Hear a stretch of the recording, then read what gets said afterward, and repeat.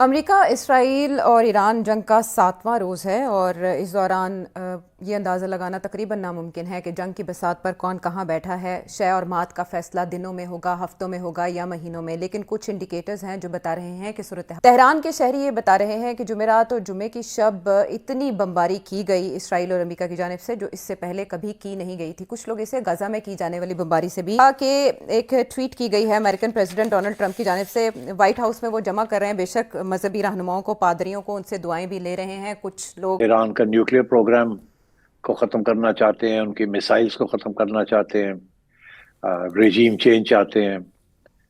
क्या चाहते हैं? कहता है हम्म। क्या वो उनका ये कहना है कि अमेरिकन एडमिनिस्ट्रेशन को पता नहीं कि वो क्या चाहते हैं। दूसरी बात है उनका ये कहना, और बड़ी इंटरेस्टिंग बात है, उन्होंने कहा कि इन्होंने जंग की तो पूरी तैयारी की हुई थी, अच्छा। मगर लगता है ऐसे है, और उसमें कामयाबी भी बड़ी हो रही है, मगर लगता है ऐसे है कि उन्होंने ये नहीं सोचा हम्म। कि अगर ये जंग जीत जाते हैं या हार जाते हैं, हम्म। दोनों सूरतों में, कि इसके नताइज क्या निकलेंगे रीजन के अंदर, ग्लोब के।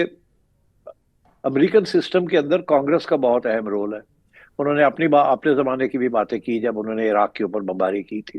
जी। तो कहने लगे कि कांग्रेस से इजाजत लेना बड़ी जरूरी है, ये हमारा सिस्टम है। हम्म। मगर डोनाल्ड ट्रंप ने ऐसा नहीं किया। हम्म। और चौथी और आखिरी बात उन्होंने ये कही कि कभी ये इसलिए नहीं लिया क्योंकि अब ये कह रहे हैं कि ये जंग नहीं है, ये सर्जिकल स्ट्राइक्स हैं।